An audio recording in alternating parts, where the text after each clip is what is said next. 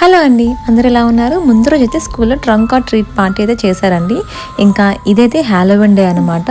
ఇంకా మా బాబుని ఎలా మేకప్ చేశాను, అలాగే మా బాల్కనీలో ఎలా డెకరేట్ చేశానో మీకు చూపిద్దామని ఈ చిన్న షార్ట్ అనమాట.